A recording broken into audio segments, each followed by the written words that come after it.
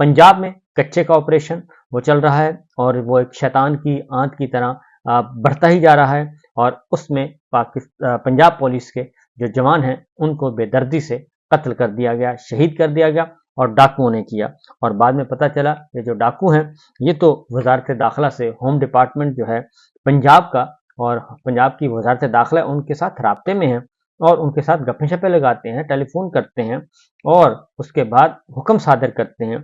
जबकि कुछ और उसके बाद कुछ और वीडियोस आ गई, और वहां से ये पता चला कि ये तो असला ही, वो कहते हैं कि ये तो हमें असला ही पुलिस के बड़े बड़े जो हैं करता धरता वो पहुंचाते हैं, और ये कैसे मुमकिन है कि हम बगैर किसी इंटरनल सपोर्ट के हम इतना बड़ा नेटवर्क कायम करें। और कहते हैं पहले हम असला देते हैं और उसके बाद फिर ये प्रोपेगेंडा शुरू कर देते हैं, फिर हमारी लड़ाई होती है और हम एक दूसरे से बातें करते हैं, गप्पे शप्पे लगाते हैं। एक किनारे दरिया के एक किनारे पर हम होते हैं, दूसरे किनारे पर पुलिस होती है। तो बहुत ही अजीबोगरीब किस्म की बातें आ रही हैं, और पंजाब की वजीर दाखिला जो है वो मरीम साहिबा हैं, ये बात जहन में रखिएगा।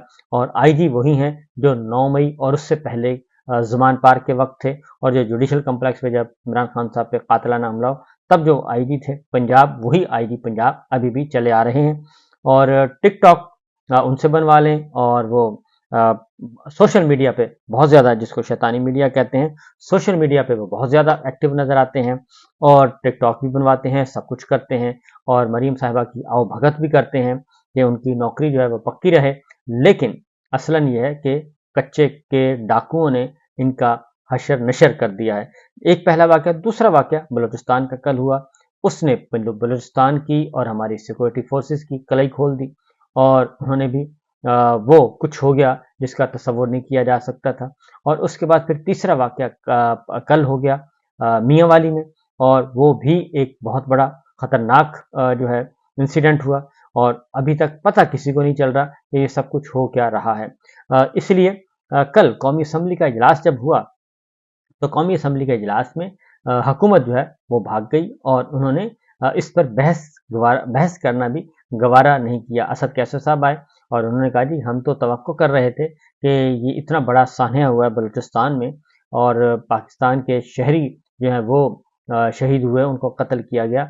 38 से ज़्यादा जो है वो 38 लोगों से ज़्यादा पाकिस्तानी, खा वो सिविल थे खा वो मिलिट्री के थे, वो शहीद हुए हैं, उनको कत्ल किया गया है। लेकिन इस पे हुकूमत ने किसी किस्म की कोई डिबेट नहीं करवाई, और वजीर दिफा जो हैं वो, और वजीर दिफा हों या वजीर दाखिला हों, वो किन कामों में मसरूफ़ हैं?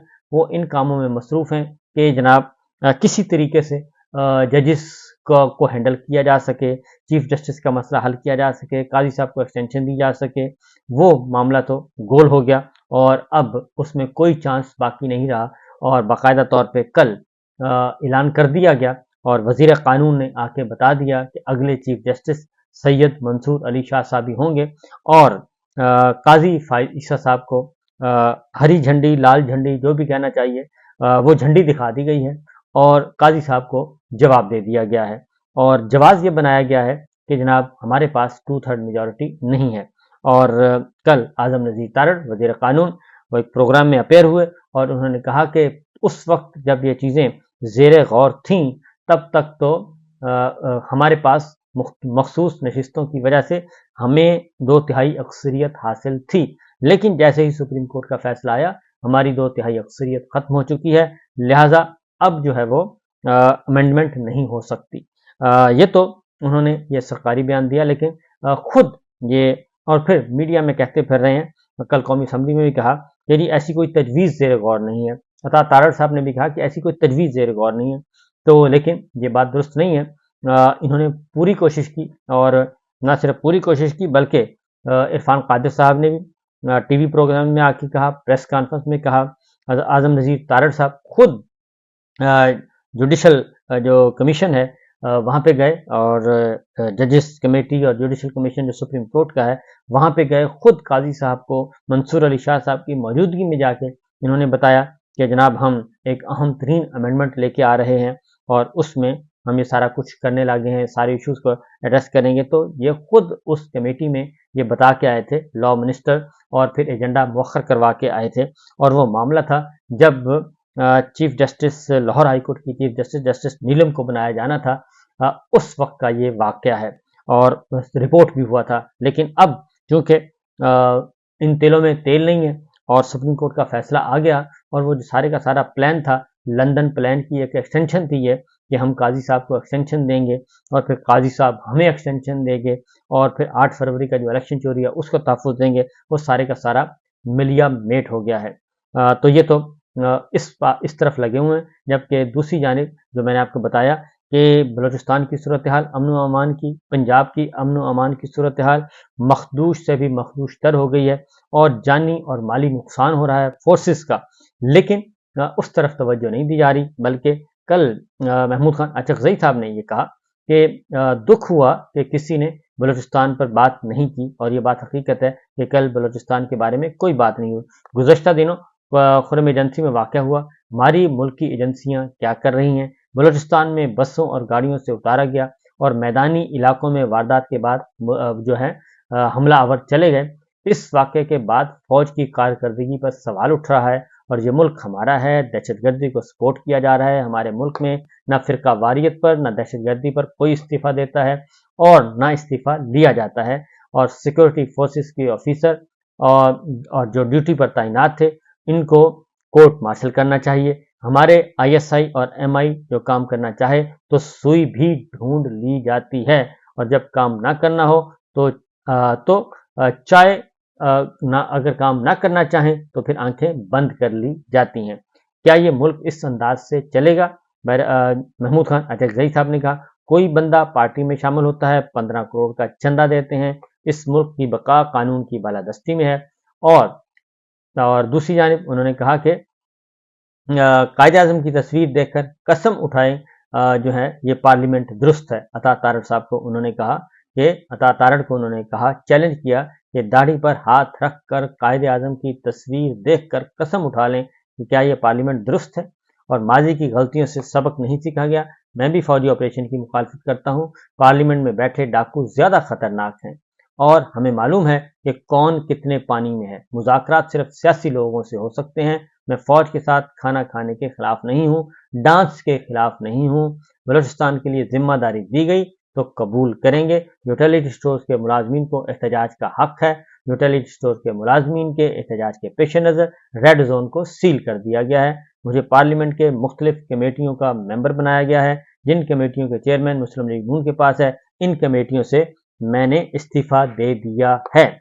तो ये एक खबर जो कि जाहिर है, अब महमूद खान अचकज़ई साहब जो हैं वो मुत्तहिदा अपोजिशन इत्तेहाद के सरबराह भी हैं, तो उन्होंने उन तमाम कमेटियों से इस्तीफा दे दिया जिन कमेटियों के चेयरमैन मुस्लिम लीग नून के लोग हैं। कायमा कमेटियों के चेयरमैनों की बात हो रही है। लिहाजा दूसरी जानिब जी ये हर तरफ है आग बराबर लगी हुई।